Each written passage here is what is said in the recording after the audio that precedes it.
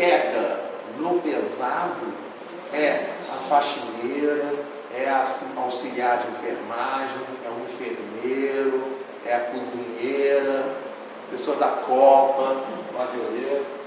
Padioleiro. Esses que são os caras que fazem um trabalho pesado. 90% da saúde da gente, tem gente que não dá valor, tem gente que não consegue perceber que a nossa saúde no hospital depende de quem ir para o hospital. Se não tiver limpeza do hospital, sabe o que vai acontecer com o hospital? O hospital vai ser um ninho de proliferação de problemas para todo mundo que vai no hospital. Aí a pessoa lembra de agradecer o doutor, mas esquece de agradecer o enfermeiro. E uma Ana Nery, por exemplo, a biografia dela é linda, porque numa época extremamente machista da Guerra do Paraguai, só os homens iam para a guerra. E ela falou assim: eu não vou ficar em casa não, eu quero ir para a guerra. E ela foi para a Guerra do Paraguai como enfermeira, e um dos filhos morreu na Guerra do Paraguai. E ela vê aquela situação e ela percebe que ela, mesmo diante da dor da mãe, vendo a partida do seu filho, ela abre mão de ficar com o seu filho para poder ir ajudar os outros companheiros que estavam doentes, que estavam feridos. Por conta disso que é a matriarca da enfermagem aqui no nosso país. Uma Madre Teresa de Calcutá, ou seja, indivíduos que com toda certeza encontram a felicidade por intermédio da fidelidade à lei de Deus, por intermédio ao amor ao semelhante, por intermédio da caridade. Constrói a sua felicidade. Isso é uma coisa tão interessante que quando a gente chega no Livro dos Espíritos, na questão 165, que vai falar para a gente a respeito da nossa condição futura, o que vai acontecer conosco quando nós morrermos? Duas coisas vão acontecer. Primeiro evento que vai acontecer é o desligamento do corpo. Nós vamos nos desligar do nosso corpo físico. Espírito, perispírito, vai ter esse desprendimento, vai ter esse desligamento do corpo físico. Repare que já não é uma emancipação da alma que se dá no momento do sonho. No momento do sonho, você tem a emancipação da alma, mas fluidicamente está preso ao corpo. No momento da morte, nós vamos ter esse desligamento do corpo. E o segundo grande evento é o evento da perturbação espiritual. Na questão 165, Kardec pergunta aos espíritos se é importante, para abreviar a perturbação espiritual, o conhecimento da doutrina espírita. E os espíritos dizem que é muito importante, porque de antemão a gente conhece a nossa situação futura. Claro! Imagine aqui que nesse momento eu estou aqui assim, tive um piripaque e morri. Tá? Morri. Se eu conheço doutrina espírita, sabe o que vamos fazer? Vamos supor que eu tivesse morrido fora do centro, estava vindo para cá. Se eu chegar aqui, virar para o Luiz e falar: oi Luiz! Oi Luiz! Oi, me respondeu, estou vivo. Entenderam? Se eu pergunto para ele: oi Luiz, ele não me responde. Aí eu viro para o Marco: oi Marco! Não me responde. Como é que o senhor vai? Tudo bem? Não me responde. Oi, tudo bem? Não me responde. Se eu começo a falar que a pessoa não me responde, eu tenho que concluir que eu morri. Então o conhecimento da doutrina espírita é maravilhoso, porque dá equilíbrio à pessoa. Mas lá na questão 165 ele diz assim: porém, muito melhor do que o conhecimento da doutrina espírita é o bem que nós fazemos e a consciência limpa. Então, quando a gente tem fidelidade à lei de Deus, quando a gente consegue praticar a caridade, a gente constrói a felicidade dentro de nós e temos uma continuidade da vida mais equilibrada. Está lá dentro do Livro dos Espíritos. Tudo vai se encaixando, tudo vai se, entende? Tudo vai se encaixando, as questões do Livro dos Espíritos, os conhecimentos que a gente estuda em tudo quanto é canto, tudo vai se encaixando. Porque as coisas estão sendo explicadas de maneira a complementar os conhecimentos da doutrina espírita. E aí, ele pega, pode avançar para os avançar. Isso. Aí ele faz essa pergunta assim lá no roteiro. Por que a fé é importante para manter entre os homens uma ordem social capaz de torná-los felizes? Resposta: porque a fé nos conduz à caridade. Obrigatoriamente, se eu tenho fidelidade à lei de Deus, se eu tenho fidelidade a Deus, a própria expressão da lei do amor diz para mim: se você tem amor a Deus, tem que ter amor aos semelhantes. Então uma coisa leva a outra, desenvolvendo em nós o espírito de solidariedade, eliminando as divergências que tanto separam as criaturas. Então olha que coisas impressionantes acontecem quando a pessoa faz isso. Ela começa a ajudar e ela é criticada. Lembra que a gente falou aqui da preparação, a irmã trouxe para a gente? Só que ela é criticada e ela pega e fala assim: ah, é assim mesmo, eu entendo que quando eu faço bem, eu estou perturbando aqueles que não querem o equilíbrio da sociedade. Eu vou ter crítica, né? Não é assim? Aquele padre, se vocês quiserem procurar na internet, vocês podem procurar. Padre Fábio de Mello, numa entrevista com a Xuxa, ele diz assim, mais ou menos assim, ele diz que a gente está acostumado a olhar a fidelidade de um amigo por intermédio dos momentos de dor. A gente diz assim: reconhece o verdadeiro amigo no momento do sofrimento. E aí ele diz assim: na realidade, a gente só vai reconhecer um verdadeiro amigo no momento da nossa felicidade. Porque o amigo de verdade, ele fica feliz com as coisas boas que a gente faz. Se você compra um carro novo e chega com um amigo de verdade e fala: comprei um carro novo, o amigo de verdade fala: nossa, que legal, cara, parabéns, você merecia isso, você se esforçou para conseguir comprar o seu carro, que legal que isso aconteceu. Quando você diz para um amigo, né, ah, eu vou casar, nossa, que legal, cara, que você seja muito feliz, que seja tudo de melhor para você. Você está feliz, eu estou feliz. O cara chega a se emocionar com o nosso sucesso. Quando o cara não gosta da gente, comprei um carro novo.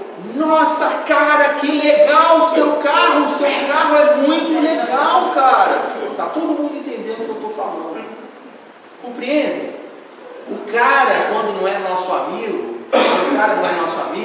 ele pega, vê assim, olha assim, né? O centro espírita chega assim, né? O pessoal da câmera não sabe disso, mas se pegar nas gravações antigas que tem nos vídeos, as paredes, meus irmãos, não eram dessa maneira não. As paredes do centro espírita, nós já viemos aqui nessa casa, a casa era bem mais escura. Durante a gravação, tudo escuro, aquele ambiente de penumbra, aquela coisa assim. A gente olha, tudo arrumadinho, tudo pintado, tudo com revestimento na parede, branco, neve na parede, tudo pintadinho, tudo arrumadinho. Aí sabe o que o cara faz quando ele não é amigo? Ele diz assim: eu percebi que ali tem um problema no rejunte. Para! Entende? Para! De ficar olhando, a pessoa fica olhando, sabe como é que é o negócio? A pessoa fica olhando, né? Olhando o defeito. Entendeu? A pessoa fica olhando o defeito. Eu me lembro uma vez que eu cheguei numa casa espírita. Gente, a casa espírita, quando a gente chega na casa espírita, a gente encontra irmãos de caminhada. Aí eu cheguei na casa espírita feliz, vamos fazer palestra, ai que coisa boa, vou chegar na casa espírita. Aí entrei sorridente na casa espírita, né? Aí que eu entrei, aí a dirigente: nossa, Eduardo, como você está gordo. Aí eu falei: olha eu.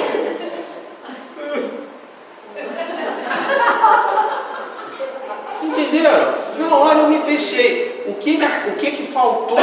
É importante a gente dizer isso para vocês perceberem o seguinte: o que faltou em mim?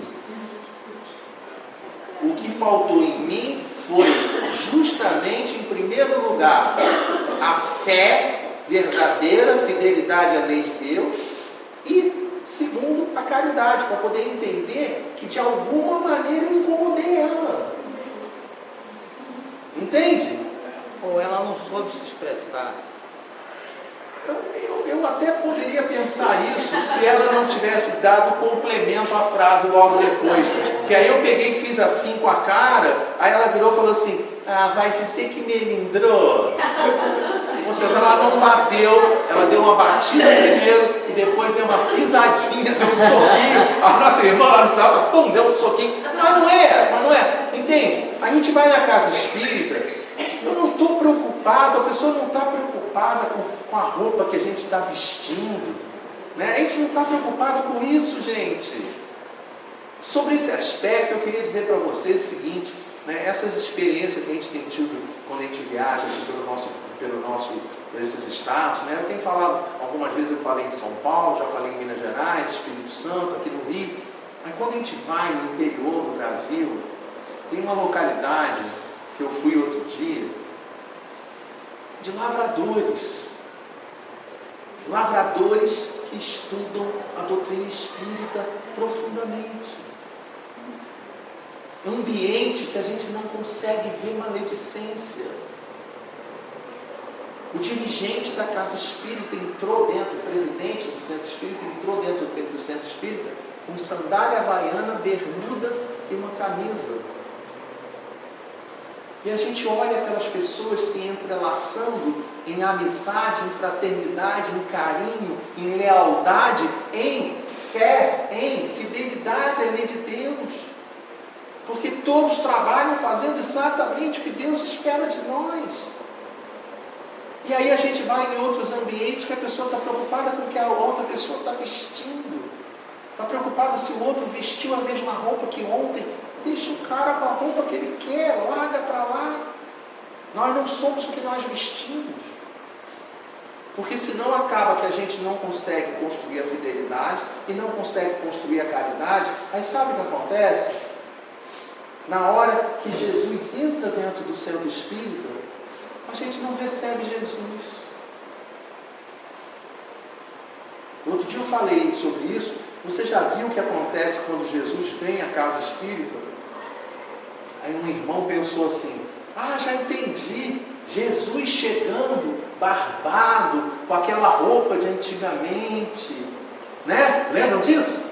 Lembra da roupa de Jesus? Aí nós não vamos receber Jesus na casa espírita. Gente, é muito mais grave do que isso.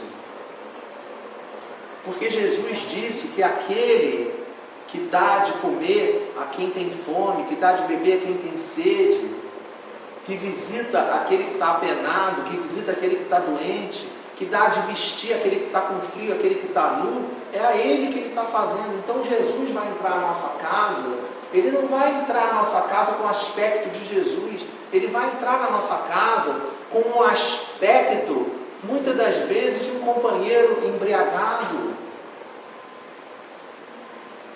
E aí nós é que vamos conseguir dizer como é que anda a nossa fé, como é que anda a nossa caridade dentro do nosso coração, que às vezes a gente vai chegar para o cara e vai falar: meu irmão, a assistência, né, a tão falada, né, departamento de assistência e promoção social espírita funciona no sábado de 14 às 14h45. Não sei, na casa não é esse horário, mas entende? Mas só para a gente poder pensar, o cara está sofrendo agora. O cara precisa de atendimento agora, não é no sábado, não é na semana seguinte, não é no dia seguinte. Às vezes a pessoa está desesperada: ah, eu estou desesperado, eu preciso conversar com alguém. Meu irmão, entra agora. Agora é a hora de receber Jesus na casa espírita, porque senão a gente não constrói a fé e a caridade no nosso coração. A gente não está conseguindo ter harmonia com a lei de Deus, a gente não está conseguindo afinar com Deus. Esse é o companheiro que eu falei no início, que ele vai de encontro com Deus, ao invés de ir ao encontro de Deus. Porque essa construção que ele está falando, de eliminar as divergências, é a pessoa conseguir trabalhar de uma maneira tal, que ela vai chegar um belo dia que ela vai poder chegar e dizer assim: eu e o Pai somos um. Porque a gente anda junto. Tudo que eu faço está em total harmonia com a vontade de Deus, nosso Pai. Não é fácil fazer isso. Aí ele diz assim logo depois. O Luiz está tão embevecido que ele não consegue nem passar a olhar. Eu estava pensando aqui, como você falou do Fala. Todo o irmão está naquela pressa, né? Está naquela necessidade agora. Né? O cara está na necessidade Eu agora. lembrei do Betinho, que eu tinha falado que quem tem fome tem pressa. Toca a mesma coisa. Aqui tem desespero, está na necessidade agora, não é amanhã, não vai ser depois, mas a gente vai ter que atender. Eu vou falar uma coisa para você. Nós, muitas das vezes, espíritas, às vezes a gente é muito esnobe, sabe? Às vezes a gente é muito esnobe. A gente acha que as orientações da verdade só residem dentro da doutrina espírita. A gente às vezes esquece que se agora o Jesus chegasse aqui e pudesse dar um papinho com a gente, tá? Se você virasse e perguntasse para ele assim, o senhor é espírita, sabe o que ele iria dizer para a gente? Ele vai dizer para a gente, não sou espírita. Então o senhor é católico. Aí ele vai dizer, não. O senhor é evangélico? Aí ele vai dizer, não. Aí eu, caramba, então o senhor é cristão? Ele vai dizer, não. O senhor é judeu? Ele vai dizer, não. Eu até fui naquela época que eu encarnei aqui, mas eu não sou judeu. Entende? Jesus não fundou nenhuma religião, gente. Então a gente tem que fazer o que Paulo Tarso ensinou para a gente, ler de tudo, retende o bem. Fazer o que Allan Kardec orientou dentro do livro dos médiuns. Eu falo assim para as pessoas, às vezes a pessoa fala assim, cara, ele não falou isso não. Allan Kardec falou, gente. Allan Kardec, no item 35 do livro dos médiuns, aproveitar que está aqui, que é ao vivo e a cores, né? Assim, ó, é assim que a gente faz, ó, item 35, tá? Só preciso achar o item 35, né?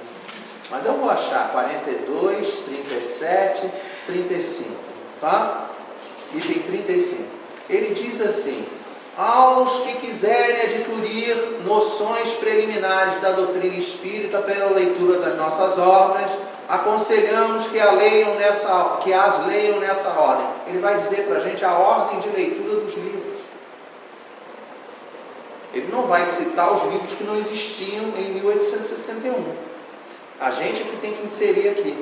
Então a gente tem que entender que tem que ler o que é o Espiritismo, o Livro dos Espíritos, o Livro dos Médiuns, o Evangelho segundo o Espiritismo, o Céu e o Inferno, a Gênese e as demais obras.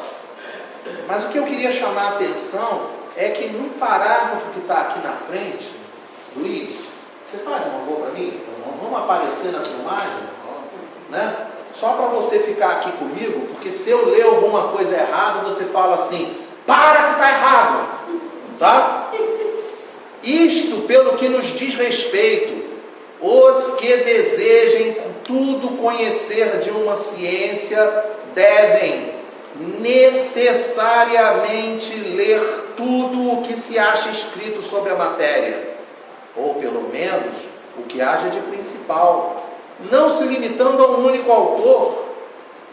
Devem mesmo ler o pró e o contra, as críticas como as apologias, inteirar-se dos diferentes sistemas, a fim de poderem julgar por comparação. Está aqui no livro dos métodos. Está escrito isso? Está escrito. Então eu não estou inventando. Kardec diz para a gente ler outras coisas. Nem Kardec inventou isso. Nem Kardec inventou isso, né, gente? Então sabe o que isso quer dizer? Sabe o que isso quer dizer? Obrigado, Luiz, obrigado. Sabe o que isso quer dizer? Isso quer dizer o seguinte, gente. A gente tem que tentar recolher dentro do nosso universo, que a gente tem tanta coisa boa para aproveitar dentro do mundo. Porque quando você pega o Alcorão para ler, você olha e fala assim, cara, não vou falar nada não, hein? Mas para mim Maomé é espírita. Na hora que você vê o padre, esse Papa Francisco falando, você ouve e fala assim, o Papa está virando espírita. Quando você vê esse pastor Cláudio Duarte, aquele pastor Cláudio Duarte falando em alguns momentos, você fala assim, esse cara é meio espírita também. E aí por aí vai. Mas não é porque o cara seja espírita, é porque o cara está falando das coisas em harmonia com as leis de Deus. E as harmonias, e a harmonia com a lei de Deus, ela não tem crachá, ela não tem identificação dessa maneira, não é assim que funciona. Então eu queria falar para vocês, por exemplo, de um vídeo que eu vi de uma igreja mormon americana, no site de uma igreja mormon americana. Um vídeo em inglês da cura do leproso. O vídeo em alta resolução, o vídeo é sensacional, porque todos os irmãos, todos os discípulos e todos os apóstolos que passavam pelo leproso, puxavam o manto e faziam assim, por causa do odor que exalava aquele companheiro. Na hora que Jesus passa por ele, Jesus olha para o cara, tem que me perseguir, tá? Jesus olha para o cara, chega assim, ó, cara. Entenderam como é que é o negócio? Todo mundo se afasta e Jesus vai na direção dele. E aí na hora que Jesus pergunta para ele, o que quereis que eu te faça? O que queres que eu te faça? O cara em inglês, ele dá a resposta mais poderosa que eu já vi na minha vida. Porque a palavra em inglês para a pessoa que está com lepra não é eu quero que o Senhor me cure. É muito mais humilhante. Porque ele diz assim, eu quero que o Senhor me limpe. Porque ele se achava sujo, ele não se achava doente. E Jesus naquele momento cura aquele companheiro e compartilha do momento de alegria do companheiro. Então o que a gente tem que entender de doutrina espírita, o que a gente tem que entender de fé, de caridade é isso. Que a gente tem que movimentar essa nossa harmonia com a lei de Deus. A gente precisa movimentar essa nossa harmonia com a lei de Deus. Porque quando a gente harmoniza com a lei de Deus, essa fé, ela é quase como, ela nos joga na direção de ajudar e de fazer o bem aos nossos irmãos da humanidade. Aí a gente consegue compreender por que no caso daquele companheiro Jorge que frequentava o centro do Chico Xavier, vocês lembram disso? Uhum. Lembra a história do Jorge? O Jorge, né? O Jorge era um irmão, né, que tinha suas situações de dificuldade. Vejam o vídeo, vejam, depois procura o vídeo na internet, né? Jorge, Chico Xavier, aí tenta botar o link do vídeo lá no site, lá na fanpage. Bota porque vale a pena ver que Chico Xavier falava com o Jorge a essa distância aqui. E ninguém aumentava o hálito do Jorge. Jorge tinha uma ferida na boca que tinha ferido o tempo todo. Sangrava. Aí Jorge dava beijo no Chico e o Chico era incapaz de limpar a cara, limpar o rosto. O sangue ficava na cara, no rosto dele. Ficava no rosto dele e o Chico era incapaz de limpar o rosto. Então a gente está falando isso para vocês, gente. A gente está falando isso para vocês porque é assim que funciona, gente. É assim que funciona a caridade. Quando a pessoa está... Fala. É muito difícil, mas se fosse fácil, entende? Se fosse fácil, qualquer um fazia, né? O Juarez aqui, o palestrante, falou, fazer caridade dá muito trabalho. Dá muito trabalho. Eu vou encerrar, aqui já estamos em cima da hora. Eu vou encerrar contando com um companheiro uma vez. Ele fazia um trabalho de entrega de quentinhas, né? Lá no centro da cidade. E eles prepararam 150 quentinhas. E aí eles prepararam 150 quentinhas, todo mundo amorosamente se juntou, fez uma prece, trabalhou, e entregaram 150 quentinhas. Quando eles terminaram de entregar a 150ª quentinha, quem chega? O cara 151. E o cara 151 não chegou cheio de carinho no coração. Ele chegou bradando, gritando: eu quero a minha quentinha. E o pessoal falava para ele: mas meu irmão, nós já entregamos 150, a gente não tem mais quentinha. Eu quero a minha quentinha. Um dos companheiros que tinha recebido a quentinha falou: amigo, eu estou comendo a quentinha, mas não estou com tanta fome, eu te dou metade da minha quentinha. Eu não quero o resto de quentinha, eu quero a minha quentinha. Um dos companheiros um dos trabalhadores tinha um biscoito no carro, correu até o carro, pegou o biscoito, levou o biscoito novinho, empacotado, zerado na mão do cara. O cara jogou o biscoito no chão, pisou, destruiu tudo e saiu gritando: eu queria a minha quentinha. A pergunta que fica no nosso coração é: quantas quentinhas a gente vai fazer semana que vem?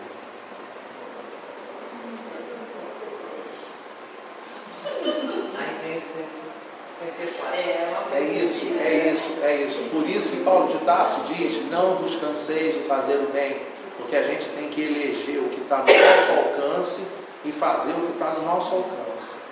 E ter a paciência e ter a perseverança para lidar com as dificuldades e lidar com todas as questões. Isso é ter fé, isso é trabalhar a caridade. Porque senão a pessoa foge, entendeu? Foge do escopo do que precisa fazer e aí se perde.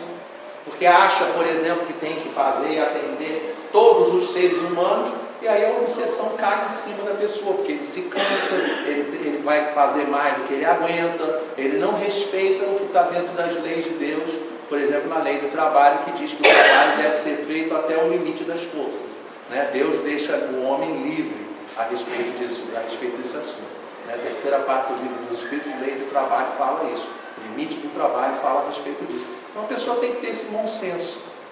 E essas são as dicas que a gente queria trazer. Só vou ler essa última frase. Então, a fé constitui força motriz que impulsiona a caridade, em cujo trabalho o espírito se engrandece e alcança a plenitude da felicidade. A gente até falou a respeito disso. Tá bom? Então, um beijo para todos. Que Deus abençoe todos nós. Graças a Deus.